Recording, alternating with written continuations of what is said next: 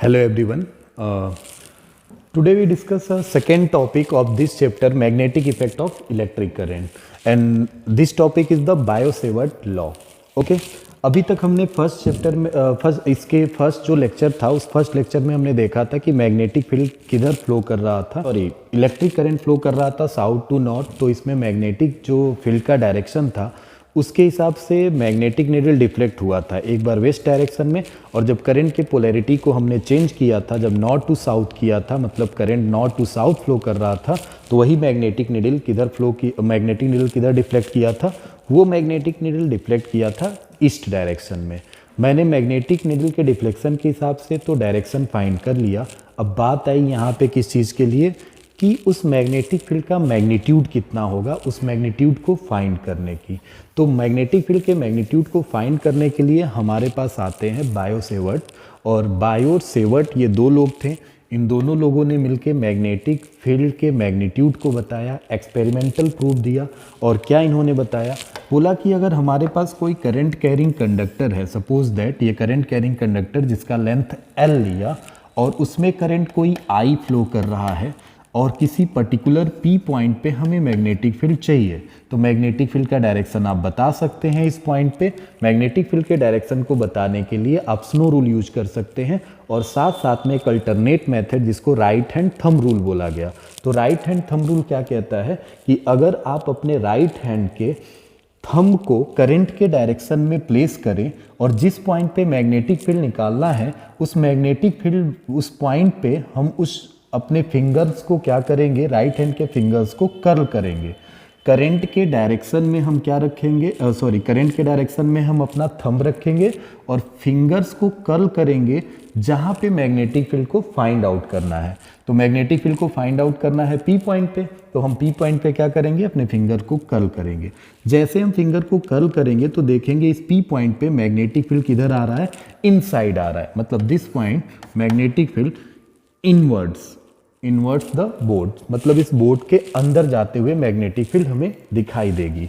तो magnetic field का direction तो मिल गया। मैग्नीट्यूड के लिए फिर बोला इन्होंने कि क्या आप ले लीजिए, यहाँ से एक छोटा सा एलिमेंटल करंट कट करिए, मतलब यहाँ पे एक छोटा सा एक एलिमेंट कट करिए।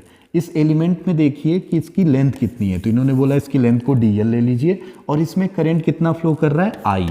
तो ठीक है, IdL। ये IdL इन्होंने बोला कि एक वेक्टर क्वांटिटी है। जब दोनों एक साथ आएंगे तो इनको हम क्या नाम देंगे, एक वेक्टर क्वांटिटी, और ये होगी हमारी, नाम क्या इसका जाना जाएगा, एलिमेंटल करंट। इसको बोला इन्होंने कि हम एलिमेंटल करंट के नाम से जानेंगे। ठीक है, तो इन्होंने बोला कि इस एलिमेंटल करंट से देखिए कि पर्टिकुलर पॉइंट पे इसका डायरेक्शन किधर होगा। पहली बात तो ये वेक्टर क्वांटिटी है तो सर ये डायरेक्शन किधर होगा, तो dl देखो ये वेक्टर क्वांटिटी थी तो इसका डायरेक्शन उधर ही होगा जिधर करंट फ्लो कर रहा है। ठीक है, तो डायरेक्शन तो मिल गया। अब इस P पॉइंट पे हमें क्या निकालना था, मैग्नेटिक फील्ड। तो यहाँ से हम इसका एक पोजीशन वेक्टर ड्रॉ कर देंगे।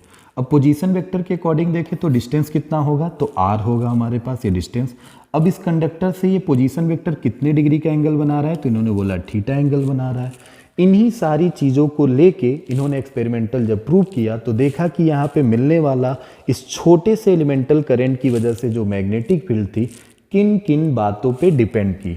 तो यहाँ पे मिलने वाला इस छोटे से एलिमेंट की वजह से जो मैग्नेटिक फील्ड मिल रही थी dB, वो डायरेक्टली प्रोपोर्शनल थी किसकी वजह से, IdL, मतलब जो करंट फ्लो कर रहा था उस करंट के, और इस एलिमेंटल जो हमारा हमने एलिमेंट लिया था छोटा सा dl, उस dl के प्रोडक्ट पे, मतलब इस एलिमेंटल करंट के वैल्यू पे। और दूसरी चीज़ किस पे डिपेंड कर रही थी, तो इन्होंने बोला दूसरी चीज़ डिपेंड कर रही थी डिस्टेंस पे। आप जैसे जैसे डिस्टेंस बढ़ाते जाएंगे मैग्नेटिक फील्ड की वैल्यू ऐसे ऐसे चेंज होगी। बट ये ऐसा मैग्नेटिक फील्ड देखा कि जैसे डिस्टेंस बढ़ रहा था डिक्रीज हो रही थी, और वो भी इनवर्स स्क्वायर रूल को फॉलो कर रही थी।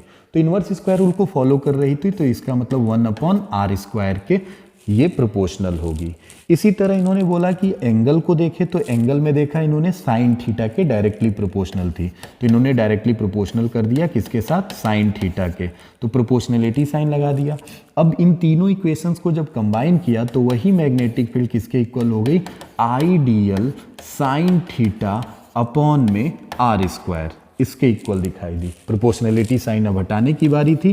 प्रोपोर्शनलिटी साइन हटाया तो एक कांस्टेंट टर्म अराइज हुआ जिसकी अभी वैल्यू लिखेंगे, बट अभी इसको के लिखा, और ये हुआ आइडियल साइन थीटा अपॉन में आर स्क्वायर।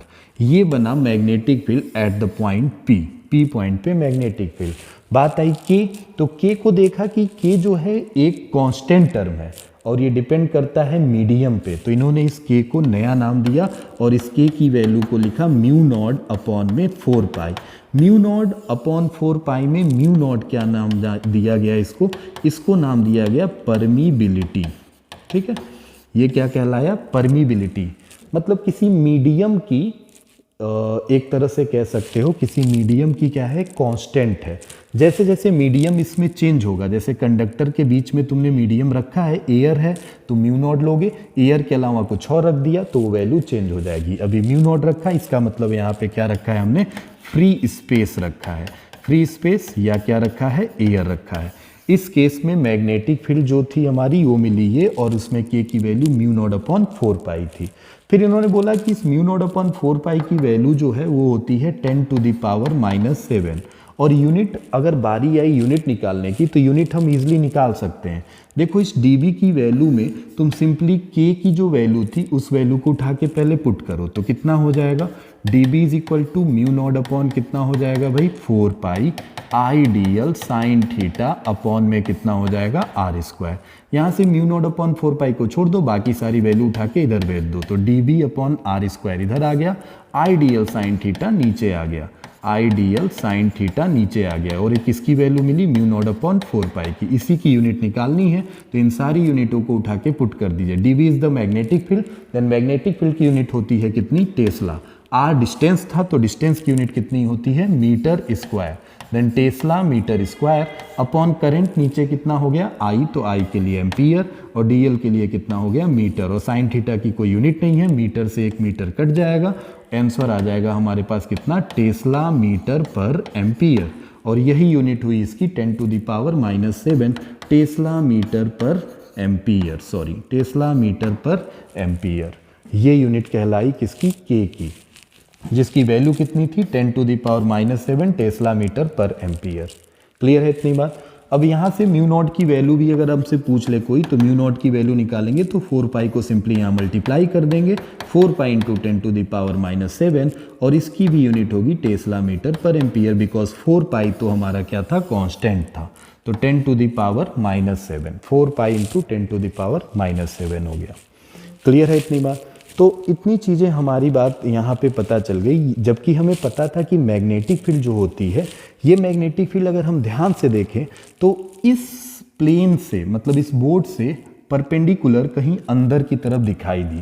तो इनके दिमाग में आया कि मैग्नेटिक फील्ड का एक पर्टिकुलर क्या था? डायरेक्शन है, तो क्यों ना हम इसको वेक्टर क्वांटिटी बोलें और इसका ये जो फॉर्मूला हमने लिखा इसका एक वेक्टर फॉर्म लिखें। तो इन्होंने सिंपली क्या किया? इसका एक वेक्टर फॉर्म लिखा। ठीक है, तो अभी आप इसका स्क्रीनशॉट ले लो, हम आगे चलते हैं और वेक्टर फॉर्म देखते हैं इसी मैग्नेटिक फील्ड का। बस एक छोटी सी लाइन में क्या करना है हमें, हम सिंपली क्या करेंगे कि जो भी मैग्नेटिक फील्ड मिली थी dB इज इक्वल टू के आइडियल, के की वैल्यू उठा के रख देते हैं। ठीक है, के की वैल्यू कितनी थी? म्यू नॉट अपॉन 4 पाई, तो mu naught upon 4 pi I dl sine theta upon में आर स्क्वायर। इस वैल्यू में इन्होंने बोला कि ऊपर नीचे पोजीशन वेक्टर आर से क्या कर दो? मल्टीप्लाई कर दो, जो पोजीशन वेक्टर था। अगर हमें आइडियल में आर के साथ लेके आते हैं तो ये हमारे पास म्यू नॉट अपॉन 4 पाई हो जाएगा, और आइडियल के साथ आ जाएगा आर, और इनटू में हो जाएगा साइन थीटा, अपॉन में नीचे कितना हो जाएगा? R cube. अगर ध्यान से देखें तो आइडियल एक वेक्टर क्वांटिटी है, तो इसके ऊपर वेक्टर लगा लेते हैं, और आर एक पोजीशन वेक्टर था, तो ये भी एक पोजीशन वेक्टर क्वांटिटी है। ये दोनों वेक्टर क्वांटिटी साइन थीटा के साथ आ रही हैं, तो इनके बीच का जो प्रोडक्ट होगा वो क्या होगा? Cross product. तो इन्होंने बोला कि सिंपली हम लिख सकते हैं mu naught upon 4 pi I dl cross r upon में कितना हो जाएगा? आर क्यू, और ये बन जाएगी हमारे पास मैग्नेटिक फील्ड। ये मैग्नेटिक फील्ड किस फॉर्म में आई? वेक्टर फॉर्म में आई। क्लियर है इतनी बात? तो वेक्टर फॉर्म में भी मिल गई और यहाँ पे स्केलर फॉर्म में। अगर स्केलर फॉर्म में मिलनी है तो हम डायरेक्शन को किससे बताएंगे? राइट हैंड थंब रूल से बताएंगे, और नहीं तो हम यहाँ पे वेक्टर फॉर्म में अगर निकालना है तो इस फॉर्मूले में रख देंगे इन वैल्यूज़ को, अपने आप हमारा आंसर वेक्टर फॉर्म में, ये जो क्रॉस प्रोडक्ट है सॉल्व होके वेक्टर फॉर्म में आंसर को दे देगा। क्लियर है? ठीक है, ये बात हो गई। अब अगर हम यहाँ पे जो मैग्नेटिक फील्ड है उस मैग्नेटिक फील्ड में साइन थीटा की वैल्यू को उठा के पुट करें एक बार 0 डिग्री, तो थीटा 0 होगा तो साइन 0 पे, अब ध्यान से देखो थीटा 0 अगर करोगे तो क्या ये P पॉइंट उठ के इसी कंडक्टर के ऊपर कहीं आ जाएगा?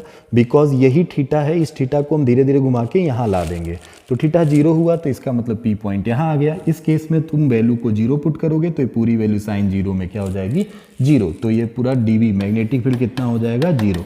और जैसे थीटा को तुम 90 डिग्री पुट करोगे तो 90 के केस में क्या होगा? साइन 90 पे 1 होता है, और उस केस में मैग्नेटिक फील्ड कितनी मिल जाएगी? Mu naught upon 4 pi I D L, और यहाँ पे साइन थीटा 1 हो गया, देन आर स्क्वायर, और ये कहलाएगी हमारे पास मैग्नेटिक फील्ड। और ये magnetic field maximum magnetic field होगी जब थीटा की वैल्यू कितनी डिग्री हो जाएगी इस कंडक्टर से? 90 डिग्री पे। क्लियर है इतनी बात? तो बायो सेवर्ट लॉ यही है। अब बात आती है, कभी कभी क्वेश्चन पूछता है कि सिमिलैरिटीज एंड डिसिमिलैरिटीज बताइए बायो सेवर्ट लॉ में एंड कूलम्स लॉ में। बोर्ड्स में बहुत बार ये क्वेश्चन पूछा गया है, तो हम अगला टॉपिक अगले नेक्स्ट वीडियो में वही करेंगे, similarity and dissimilarities between Coulomb's law and bio Savart law. Okay, thank you.